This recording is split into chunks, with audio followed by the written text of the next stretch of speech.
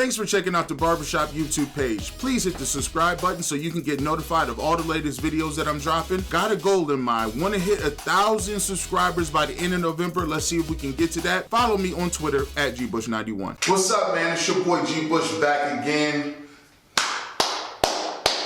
Break it down. Break it down. Break it down.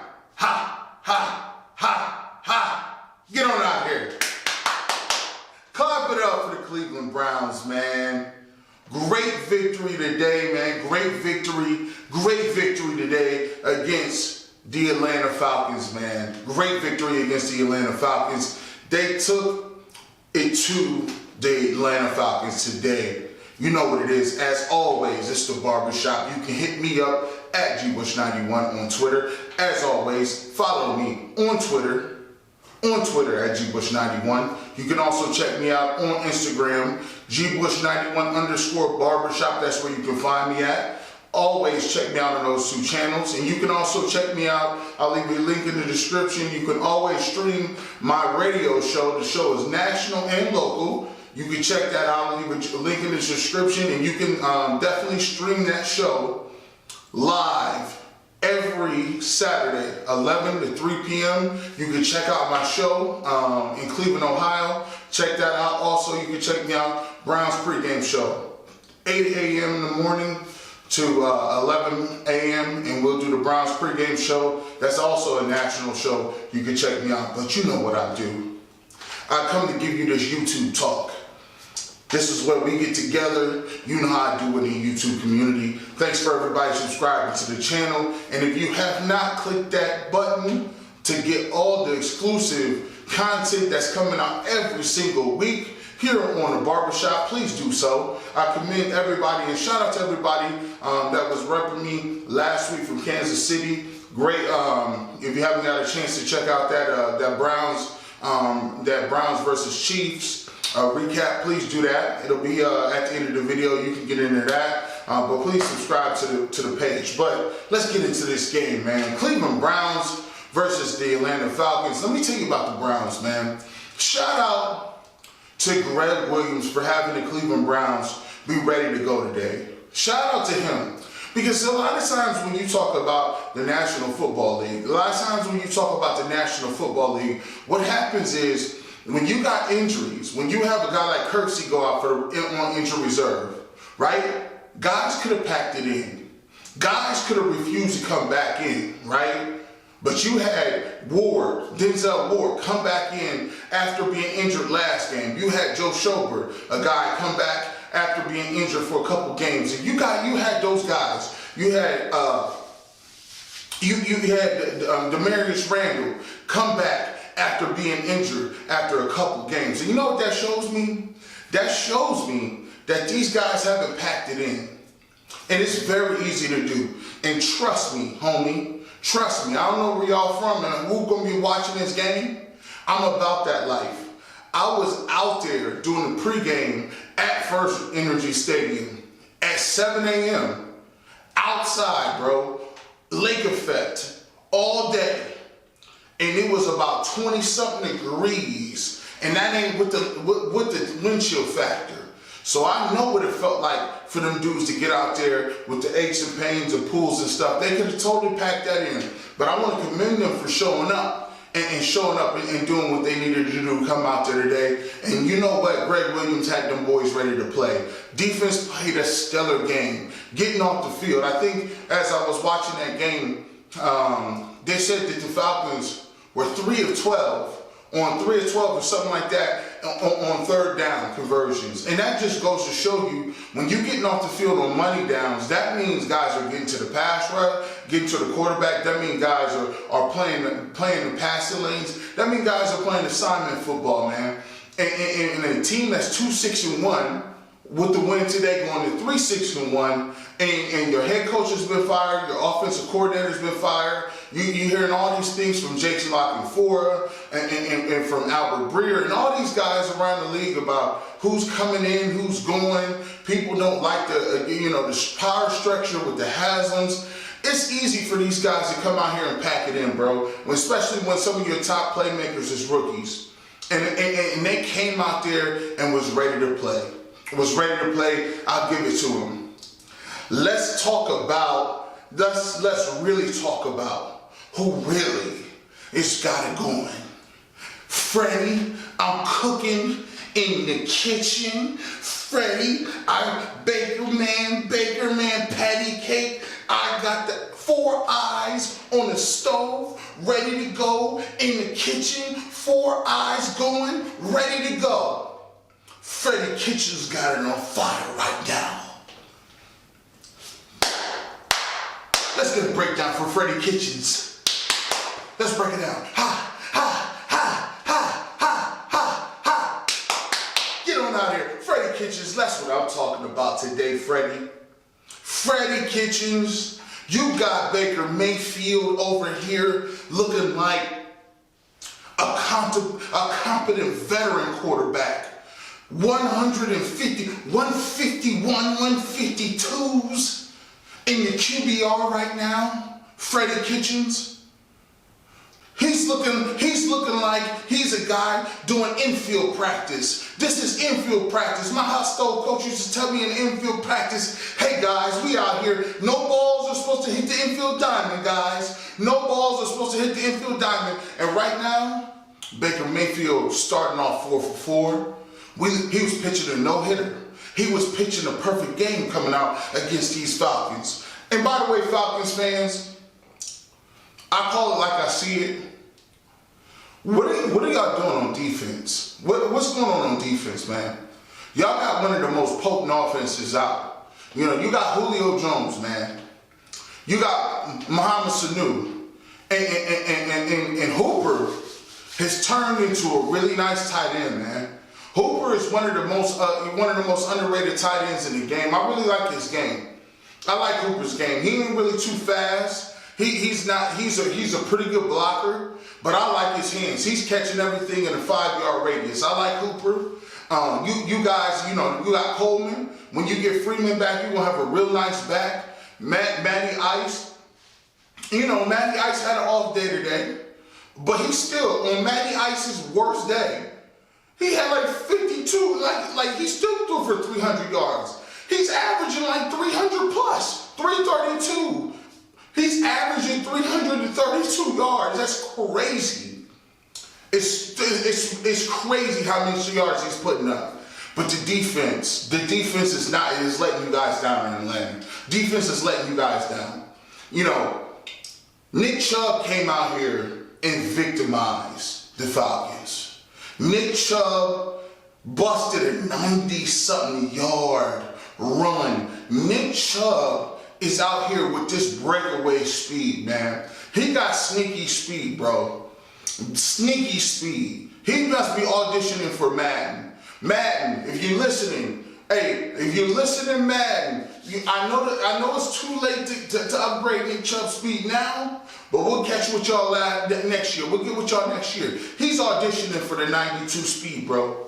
I know you can't give it to him now. He's auditioning for the upgrade in the speed because lo and behold, Nick Chubb has not got caught all year. And I'm going to give it to you all jokes aside. What makes Nick Chubb so good is his vision.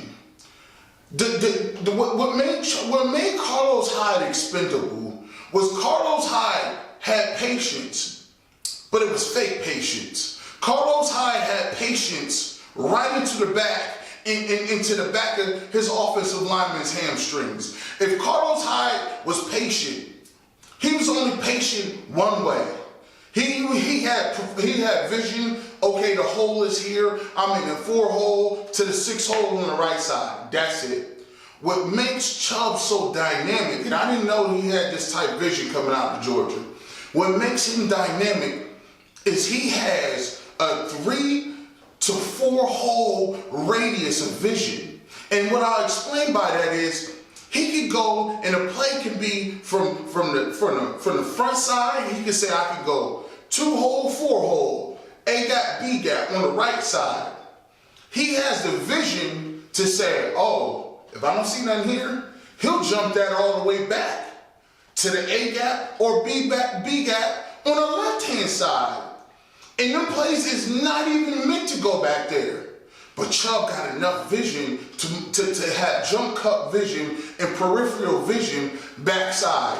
And that makes all the difference when you're talking about a dynamic back. And the Browns finally have a dynamic back to go with a dynamic quarterback in Baker Mayfield. And speaking of Baker Mayfield, break it down. Give it one time. Ha, ha, ha, ha, ha. Get on out here. Shout out to Baker Mayfield. This is a great game by you, man. Listen, not the crazy numbers as far as passing yards are concerned, but the efficiency was all the way there. The vision was all the way there. Before the game, Gregg Williams said something, and I totally loved it. And he said this: we need Baker Mayfield to let it go. We need him to let it go. And one thing that I think I saw, and a lot of people in Cleveland saw, was the fact that Baker Mayfield was starting to hear voices. And those voices was the indecisiveness of Hugh Jackson and Todd Haley arguing back and forth. What we loved about Baker Mayfield was when he got in the game against the Jets and he came in for relief against Tyrod Taylor, what we loved about him so well was his decisiveness. He'd get back 3-step, boom, ball's out. He'd get the ball, play action, 3rd step, booms, ball's out. He didn't see somebody open here, he's going to his next read and progression. Nothing's here, I'm tucking and run, getting what I can, get out of bounds. Slowly but surely, what started to happen because of Todd Haley and how he started to construct his playbook and not giving him the level of creativity and the level of improvisation that Baker can do, he started coming back to this vanilla 7-step drop. Let's run the ball on 60 to 70% of second downs. We started seeing Baker Mayfield look like Colt McCoy. We started seeing Baker Mayfield look like Jake Delhomme. We started seeing Baker Mayfield look like Seneca Wallace out here. And what Gregg Williams said is, listen, we're going to win, lose, ride or die with what you do. Cut it loose, young man. Cut it loose. These 7 games is all about progression. And we're going to win, lose, ride with what you got to do. And I think that was a brilliant move by Gregg Williams, because what we saw today was an invigorated Baker Mayfield, a more energetic Baker Mayfield, and a Baker Mayfield that came out and played like the Baker Mayfield that we all fell in love with that Thursday night game against the Jets. And I think you saw that today by his decision making. I think he only missed 3, but I think it was 17 to 20 or something of that sort. I even told, my program director came up to me, he says, what do you predict? I said, I had him 26 to 32. To be honest, I had him 26 to 32, and I had him down for 302 yards. Now, he didn't give me the production yards-wise, but he gave me the efficiency that I wanted to see, and he's done that. So that was a great job for Baker Mayfield, great job for Nick Chubb. I saw the creativity in the playbook. I saw the creativity with the full house backfield. I saw him running different type things, putting Chubb, putting Duke Johnson in the same backfield. All these things are something that give defenses different looks, different personnel groupings. And these are the type things that Todd Haley and Hugh Jackson didn't do enough of. At each as play callers, 2 years with Hugh Jackson, 1 year with Todd Haley. These are some things that I think Kitchens is doing well. And even if he's not going to get the job as an offensive coordinator moving forward, one of the great things about it is he's going to show his playbook and he's going to show what he can do as a play caller. And I'm always going to salute that man, and I'm going to say, hey, by all means, you show him what you can do, and you show him what you can do, and what you about as an offensive coordinator in this league. And that's gonna show up, man. That's gonna be something that you can put on tape. Because the thing about the NFL is this: it's only 16 of these.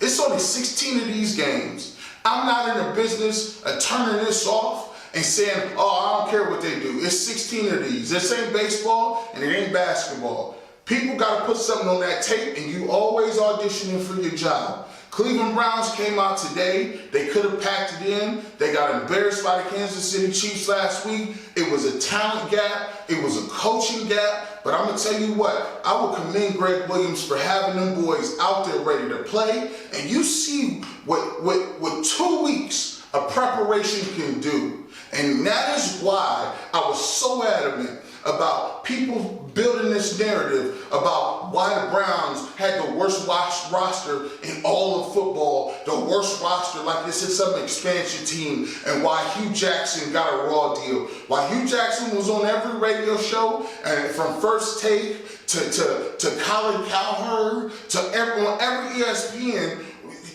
yelling at the top of the mountain about why he got a raw deal. Gregg Williams showed, and Gregg Williams and a guy, Freddie Kitchens, aka cooking, 4 eyes rotating, cooking on the stove at 12 a.m. with that apron on. He showed what you can do when you get some sort of creativity about yourself, and you go out here and work. I like that attitude, man. I like what I'm seeing from the Browns. Now we can go into the bye week. Now we can go put some other stuff in, and we get healthy a little bit, and now pick the momentum up. Pick that momentum up. As always, remember this. It's all about what you're doing now. It ain't about what we're doing later on. It's what you can do now. If you don't like what I'm saying on these blogs, you got an opportunity every single day to get better. Atlanta Falcons, y'all, you 4-5 right now. Y'all gotta find out what y'all gonna do in that NFC right now, man. NFC's open. NFC's open. And this is what I tell you all the time. You can get to that Super Bowl, right?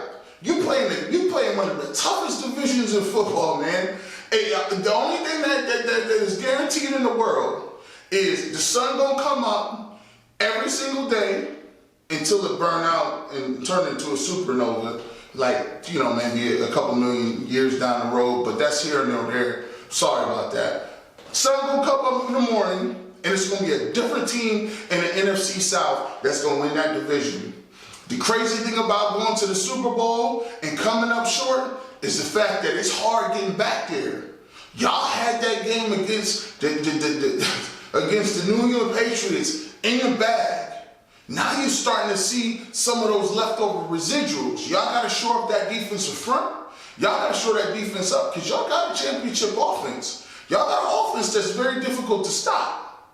But if you run around with 28th, giving up yards in the pass game, 17th and stopping the run, that's going to be very difficult. Because I'm going to tell you what, these Rams, with Goff and them, they're a very difficult team. They're the team to beat out in the NFC. And you saw what Matt Ryan was doing. He was pissed.